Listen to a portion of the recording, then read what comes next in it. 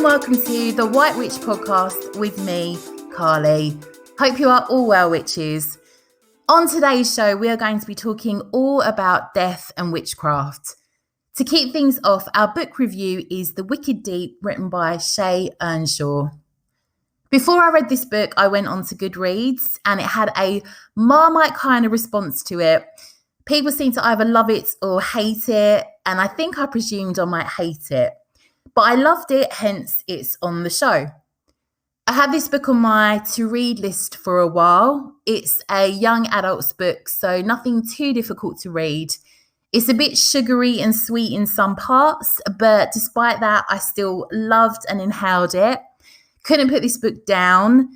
I didn't even read a physical copy. It was online, which is something I'm really bad at because I love to hold a physical book, to smell the pages and crack the book's spine. I don't really do that. That would be sacrilege. But I do love to hold a real book. Yeah, I was hooked on reading this. Sometimes reading something online puts me off a bit. Although this book is set in summer, it has such a dark, atmospheric feel to it. The book is all about three sisters who came to the town of Sparrow by boat. They took the town by storm. As a result, they were claimed to be witches by the townsfolk. And this is the story about the curse they bring to the town of Sparrow year in, year out since their deaths 200 years ago. So I'm not giving you any spoilers with that account, as what I've told you so far pretty much is on the book's blurb. I loved the author's writing style, how she described the sea, the island that Penny lives on, her mum who reads tea leaves and taught her daughter to, the three witches' different personalities, the cake shop that sells cakes tailored to help you forget anything bad that has ever happened to you. This same shop used to be the three witches' perfume shop 2 centuries before.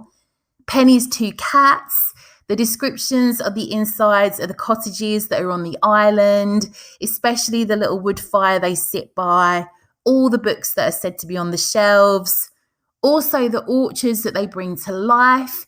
This book had me imagining the centre of the sea and apples and burnt wood, and all I could visualise were dark grey seas with sea fog rolling over them.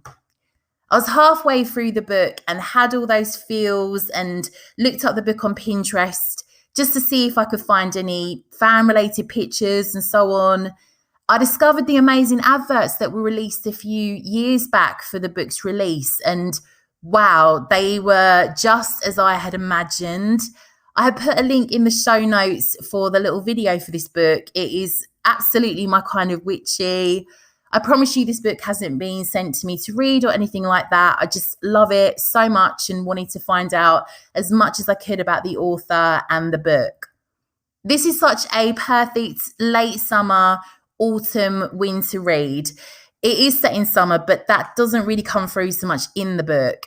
If you love books like Practical Magic, films like Hocus Pocus, and are looking for something light to read, this book is wonderful.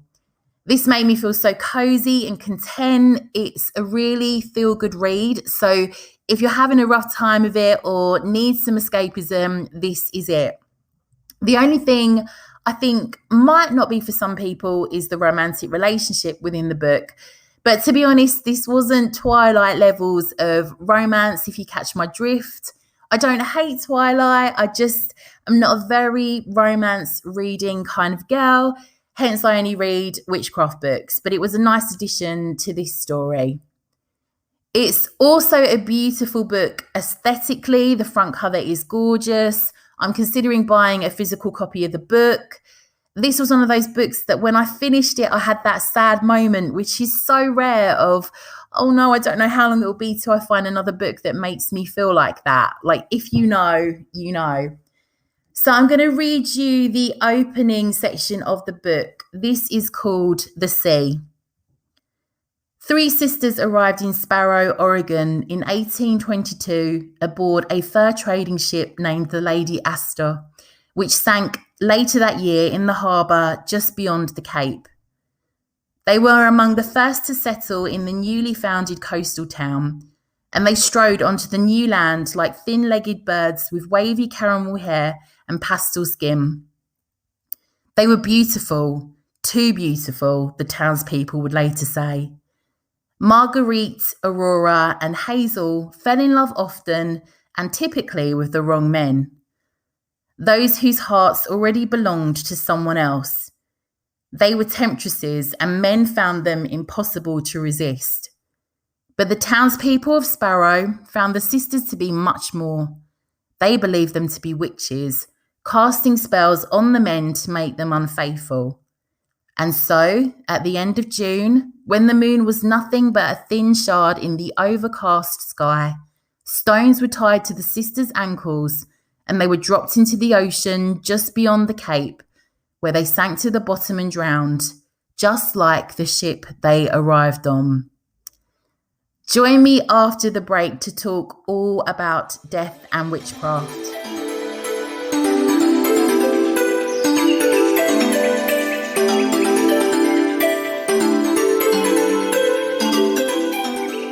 Welcome back. So let's talk all about death and witchcraft. Death is seen as a part of the cycle of life to us witches. I put the episode out for the Banshee, and many conversations came up around the death doulas words that I mentioned at the end.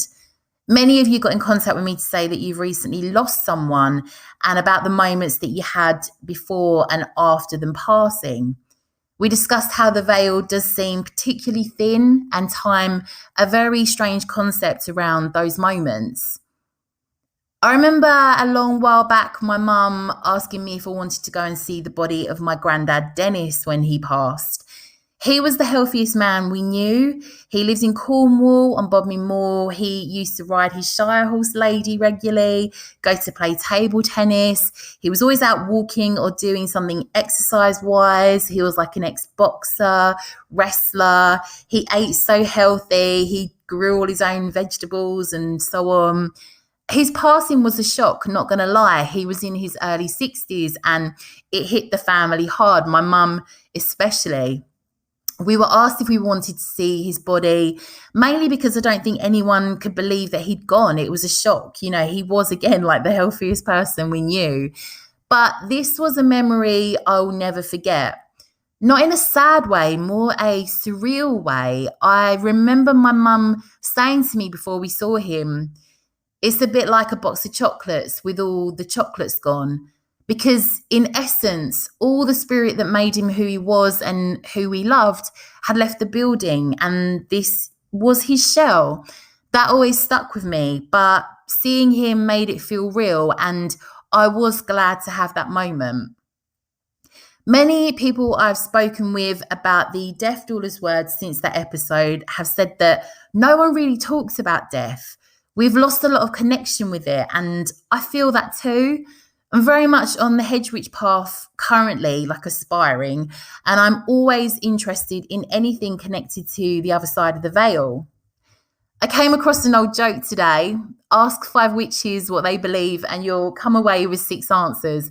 And that is likely where we find ourselves when it comes to beliefs on what death is and where we go when we die. For today's episode, I thought I would bring up some different theories I came across and see what you think.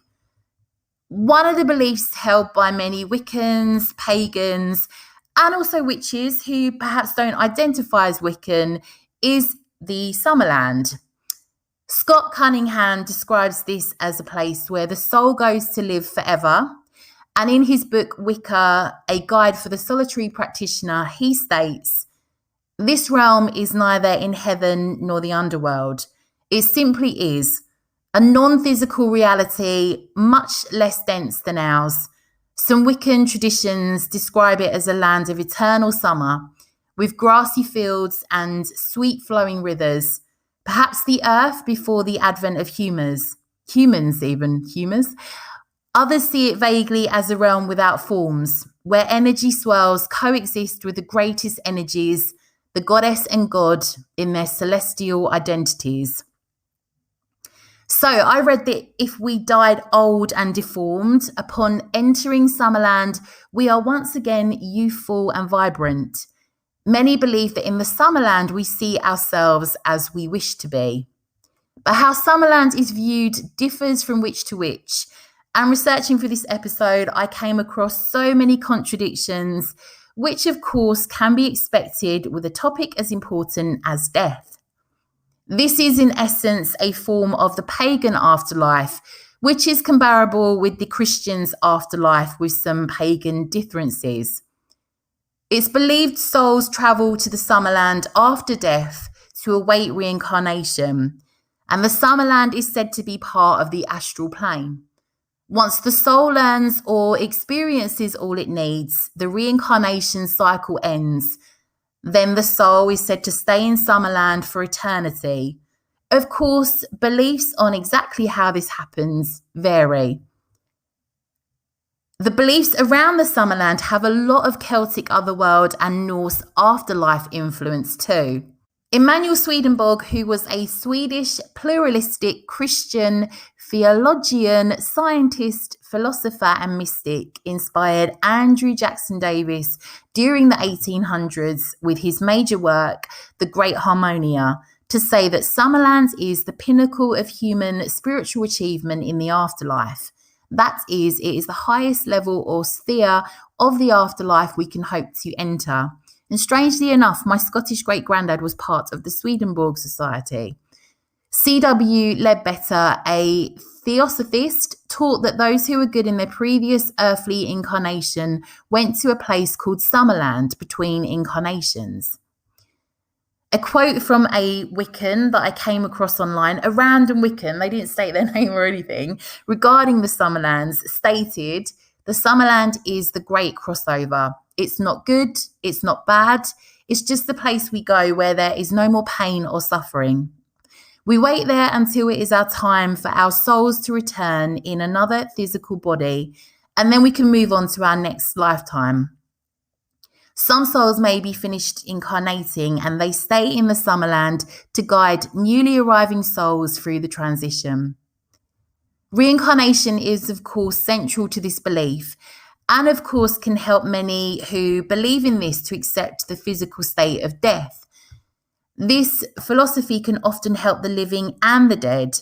It can help many to not fear death as a final plunge into oblivion, the days of life on earth forever behind them. It is seen as the door to birth, as witches, many of us recognise symbolically how we are linked with the endless cycles of the seasons which shape our planet. Ray Buckland, the author of Wicca for Life, states, "Summerland is, as we might expect, a beautiful place.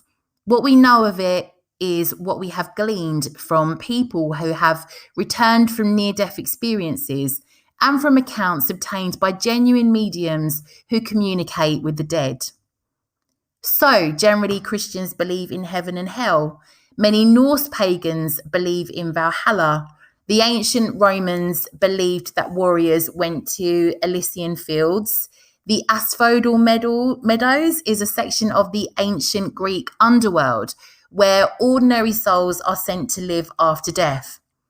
For those pagans who don't have a defined name or description of the afterlife, there is still typically a notion that the spirit and the soul live on somewhere, even if we don't know where it is or what to call it.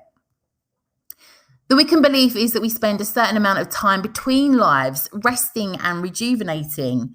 During this period of rest, the next life on the physical plane is planned and prepared. The purpose of each reincarnation into the physical dimension is to foster the evolution and growth of the soul. Summerland is said to have its origins in ancient Celtic lore. The Celts were said to have very little fear of death and no concept of sin or punishment. And the Celts also called the Summerlands Mag Mell, or the Plains of Joy.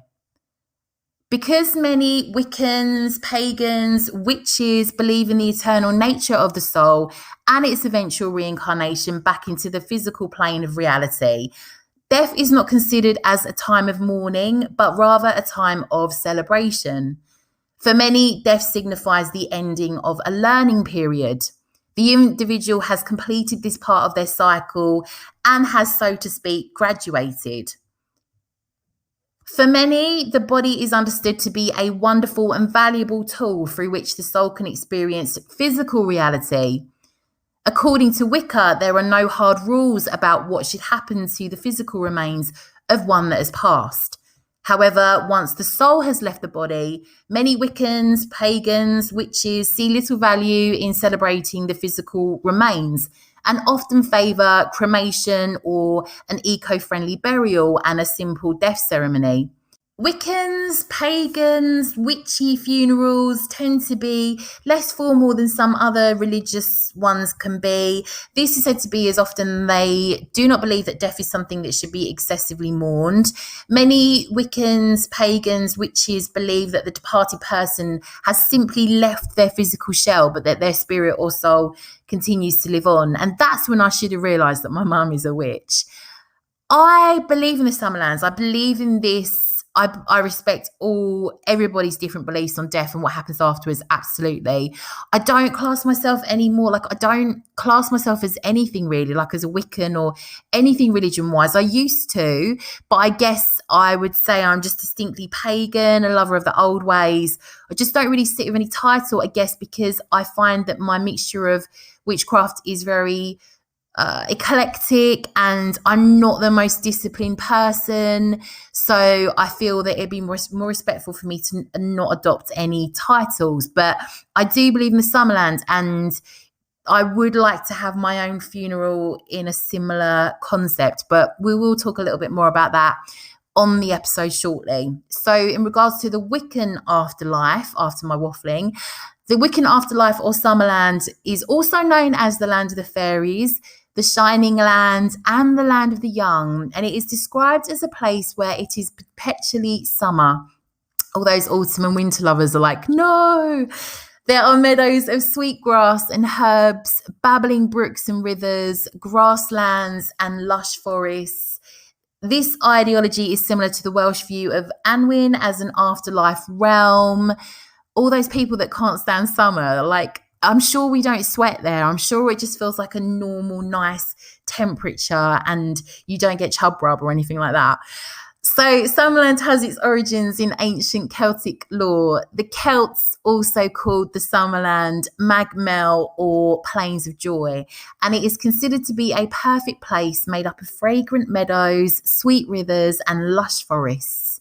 The Celts had little fear of death and no concept of sin and punishment. I'm just thinking, I would quite like that, but can you stipulate, do you think that you can have lots of the food that you like Chinese or, or, can you I don't know. Yeah, I don't know. That would be nice. Anyway, so the Celts had very little fear of death, no concept of sin and punishment. The Celts believed that when they died, isn't that sad? The only thing I thought about when I pass on is, will there be Chinese there? I'm so sorry.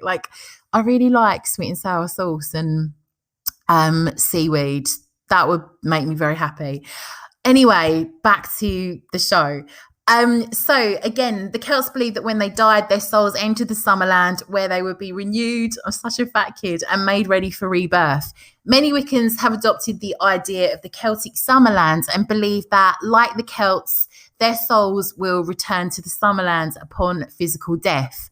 Some believe Summerland is perhaps the earth before the advent of humans. I believe Scott Cunningham referenced that in his book, as quoted earlier. Others see it vaguely as a realm without forms. Again, Scott Cunningham references this, where energy swirls coexist with the greatest energies, the goddess and god in their celestial identities. So Wiccans are said to not believe in hell. Again, I believe that's a similar pagan concept, or in an eternity of punishment for one lifetime of sin. Some, however, do believe that you may be punished for the harm that you do. The soul is said to review the past life, perhaps through some mysterious way with the deities. This isn't a judgment, a weighing of one's soul, but an incarnational review. Lessons learned or ignored are brought to light. So, as before, the belief is that we spend a certain amount of time between lives resting and rejuvenating. During this period of rest, the next life on the physical plane is planned and prepared. The purpose of each reincarnation into the physical dimension is to foster the evolution and the growth of the soul. After the proper time, when the conditions on earth are correct, the soul is reincarnated and life begins again. It's said that when it comes to our final incarnation, many Wiccans believe that after rising upon the spiral of life and death and rebirth, those souls who have attained perfection break away from the cycle forever and dwell with the goddess and God. Nothing is ever lost. The energies resident in our souls return to the divine source from which they originally emanated. So Wiccan, pagan, witchy funerals are often held outdoors, often in woods, in a garden, by the sea. If the body of the departed person is present, attendees might form a circle around the departed one.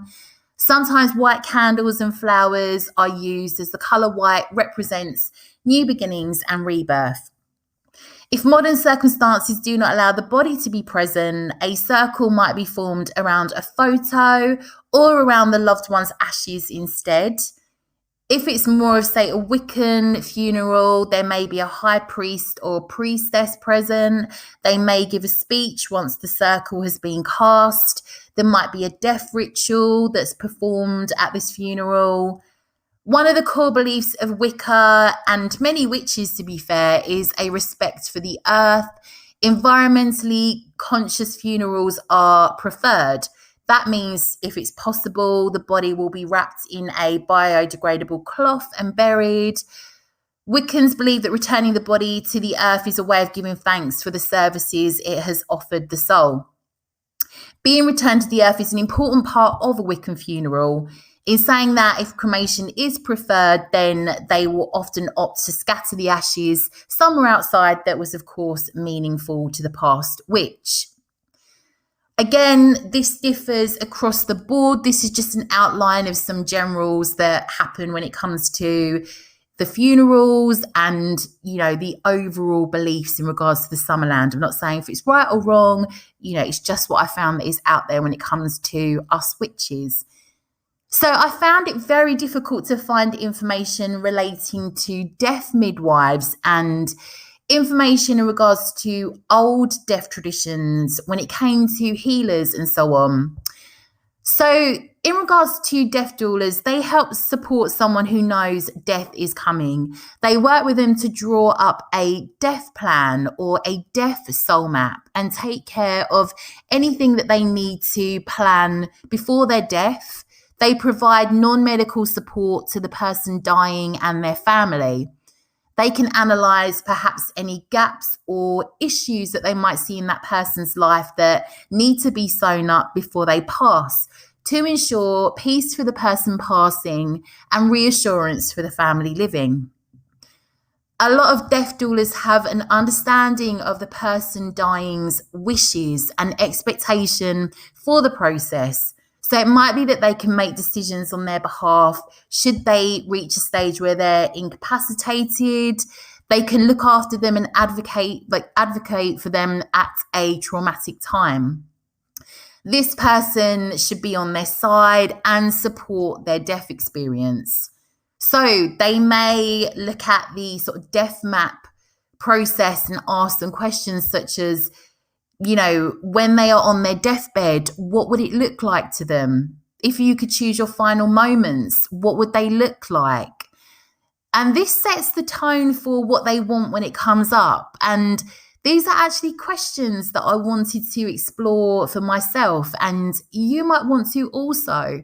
Me and my mum actually have quite a few chats about death. We both agree we're not scared of passing. It's more of a fear of losing those that we love from a selfish perspective. I will add in the show notes a video I watched by a deaf doula that talks all about her processes. So she stated that dying actually takes a lot of concentration and focus. I will fail so badly on that. So she talks them through like the whole process whilst they are on their deathbed, such as, I'm now lighting this candle, I'm just going to wipe your brow, and so on, so as not to jar them out of the experience that they are having. She advised that life starts to leave from your feet first, then your hands, then the blood starts to leave your extremities as it's harder for the blood to reach there as your heart slows down. So a death doula would be conscious of this. They might help massage your feet as this process starts and just support the body through this time. She also stated that for many family or friends who might be caring for the individual dying, they might experience feelings following the passing where they have a lack of purpose or not knowing what to do with themselves, as they've had such an important job up till now. The death doula has a key role as that individual experiences their last breath. They make the space ready for death vigils and last visits, providing comfort for the person dying and the family. An interview I read with Angie Buchanan, a death doula, stated that when someone is passing over, she will tell them that they are not alone, they are loved and valued, and when they have passed, she'll continue to talk with them and assure them that they are still not alone. Dependent on their belief system, she will sometimes petition their ancestors or deities to come to meet them. She also felt that by whisking the body off to the funeral home too soon after their passing robs everyone of the poignancy of the moments after their death, which can be distinctly important for the family and the deceased. A death doula nowadays might handle your social media, so would notify of the deceased person's passing. They'd let all your friends know, they would close down your accounts. They might handle getting rid of objects in your home that you don't want your family to know about. Things such as grimoires, diaries, magical altar tools, ritual objects, letters. Blimey, that makes me break out in a sweat. I'd have to ask the death doula to have a huge bonfire of all my diaries. It's worth thinking about these things though, no matter what age we are. I hope I'm not going to go anytime soon, but it has got me thinking about how the whole process would and could look. They would look after any send-offs you might require. So perhaps make formal offers on your behalf to return your body to the elements, carry out a ceremonial blessing with oil or a ritual bath. Many witches like to be bathed before passing on, as it's seen as the last rite, same as we would prepare for any ritual. They would also handle exactly how you want to be buried too. Some new environmentally friendly alternatives to burials have recently become available. These environmentally friendly methods include flameless cremation or resumation, the infinity mushroom suit, and recomposting. In flameless cremation, water replaces fire. So if you work with that element, that might be something that you would wish to use. According to Buchanan, it is 95% more eco-friendly than flame creation. In an infinity mushroom suit burial, the body is wrapped in a burial garment seeded with mushroom spores. Those mushrooms will consume skin, hair, and tissue. And actor Luke Perry was buried in an infinity mushroom suit. In recomposting, human remains are composted. Ever since that fungus program on Netflix, I think that's what I would like to have. Of course, many hedge witches of old would have worked as both birth and death midwives. Many would have been responsible for practices such as washing and laying out the dead. In Britain, funerary practices begin with the lay or official declaration of death and consist of small attentions to the body itself, such as closing the eyes and covering the face. The laying out of the body or rendering the last offices was in the past a job traditionally done by women, often the local midwife. It involved undressing and washing the body, plugging its orifices. Never thought I'd say it on the podcast. I'm doing that thing now, like we have to normalize this stuff. If necessary, placing coins, traditionally pennies, on the eyelids and a bandage under the chin to hold these parts closed, dressing the body in its grave clothes and holding limbs straight with bandages or ribbons around the body at the elbows, wrists and ankles, and sometimes a thread around the big toe, ready for placing in the coffin. Each part in the past of lay funerary ritual had multiple levels of practical justification and traditional meaning. The eyelids are generally the first part of the body to set in rigor mortis, just before the jaw, hours after death. A corpse whose eyes refused to close was traditionally believed to presage further deaths, so closing the eyes was imperative to forestall the omen and to prevent survivors' unease. The dead body is an object of great potency with a powerful presence of its own. Part of this effect derives from its embodiment of the power of death, part from the strangeness death works upon it. While the corpse retains identity, personality is absent. British funeral practices reveal that there existed a conception, said by anthropologists, also to operate in many other societies, of a transitional period between death and burial, in which the body was regarded as neither alive nor fully dead. The corpse also had ambiguous spiritual status. The care it received was thought somehow to influence the future life of the soul. Washing cleansed not only the sweat of death, but the sins of the earthly life, a sort of lay absolution. The emblematic whiteness of grave clothes dates back to at least the Jacobean period, when the epigraph to John Donne's poem Death's Duel stated, "Just as the body is shrouded in white linen, so may be the soul." Although the traditional desirability of linen has long since waned, most mass-produced coffin sets, so matching shrouds and coffin linings, currently provided by undertakers are nevertheless white. Several traditional funerary practices, such as the customs of viewing the dead, kissing or touching the body, placing refreshments beside the body, watching the body during the period between death and burial, waking, so celebrating the funeral with food and drink, placing personal objects in the coffin and tending graves, possessed a multipotent character, practical for mourners, respectful to the death, and solicitous towards the soul. A change in attitude towards the corpse had begun to develop towards the end of the 19th century, probably as a result of the public health reformers' activities, whereby the older attitude of solicitude towards the dead was supplemented, even superseded, by a growing perception that dead bodies were unhygienic.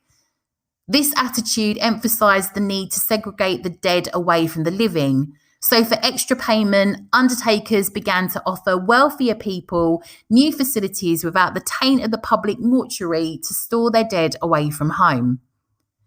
One undertaker has estimated that when he began working in 1936, 90% of bodies would be kept at home between death and burial, but today the figure is only about 5 to 10%. So this significant change in customary behaviour reveals something of a revolution in attitude towards the corpse, a new squeamishness, which means that many people accept the physical removal of the dead with relief, indeed seem to require it for their own psychological survival.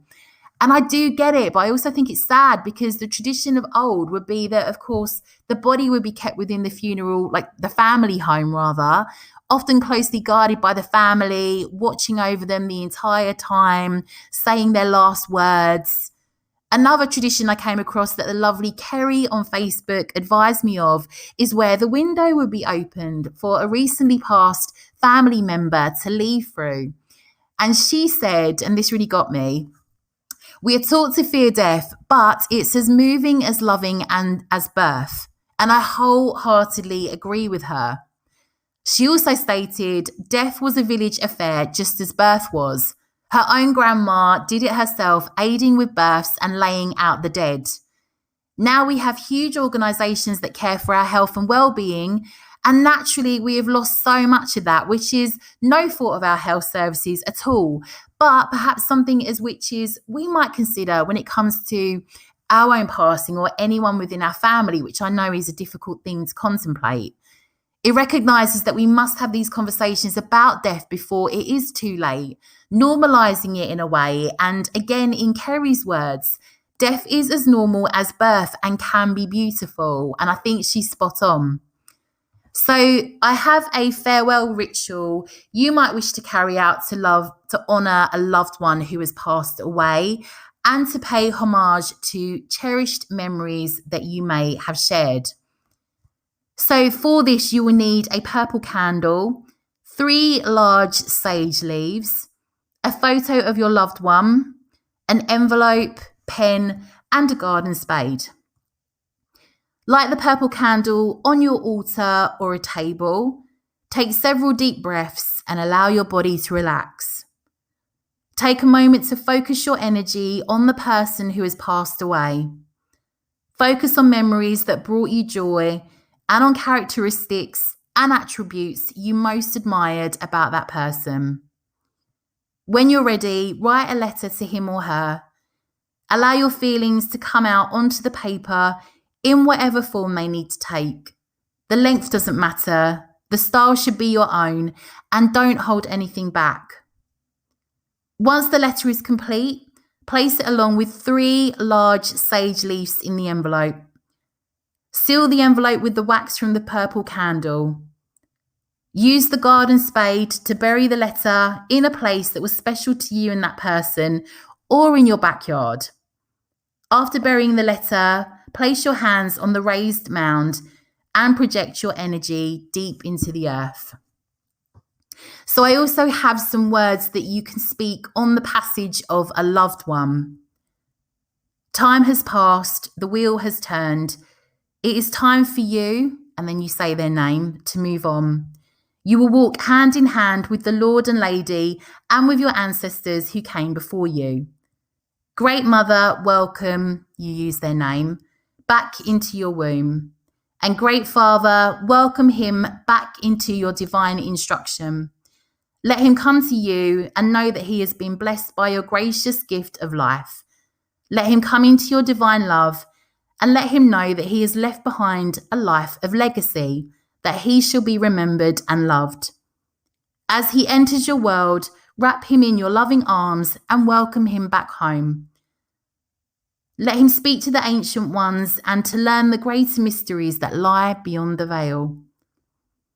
Give him strength to take these final steps and allow him to do so with peace and dignity. Those of us left behind shall indeed mourn his death, but we shall also know that his soul and spirit is coming back to Holy Mother and Holy Father, and that he shall be made whole again.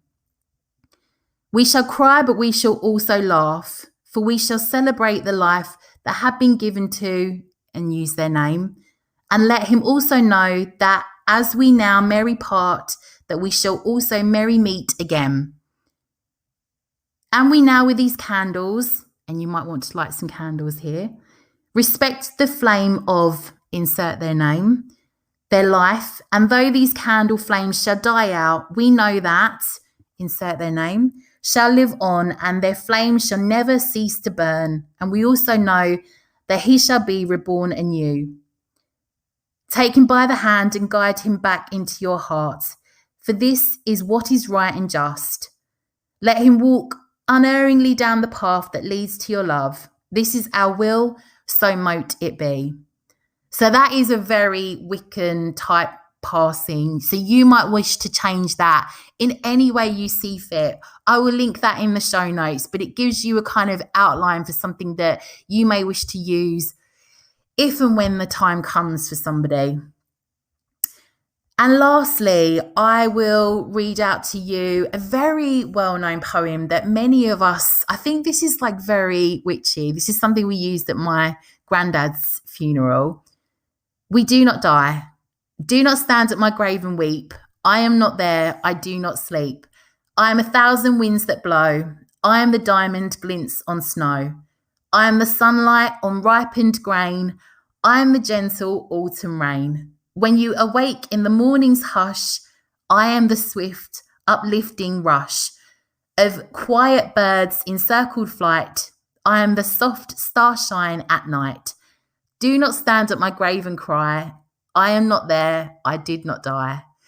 I got through it without crying. So I just want to say, if you are going through the passing of somebody, if you are looking after somebody, or if you have someone that is in that process at the moment, I'm sending you so much love right now. I can't imagine what you're going through, but I am sending you so much love. I hope this episode isn't too triggering. I hope it might have helped. I hope that it might bring a bit more awareness to this. Like I said, the farewell ritual, prayer, and so on will all be linked in the show notes. You can find all this information in the grimoire pages over on the White Witch Coven on Patreon if you wish to sign up and join us. We also have our witchy community, which is really active. We have an exclusive Patreon podcast episode each month, tons of extra witchy content on there. So I'll put the links in the show notes for that. That is just £6 a month. You can cancel at any time. I will link all my socials in the show notes. If you feel the call to, and you could leave me a review on Apple Podcast, I would be very grateful. It means more witches can find the show. I will be talking to you soon about my book that is due to be coming out in October. I'm very excited about that. So I will bring some of that to the show shortly. Aside from that, have a great week, witches. Lots and lots of witchy love.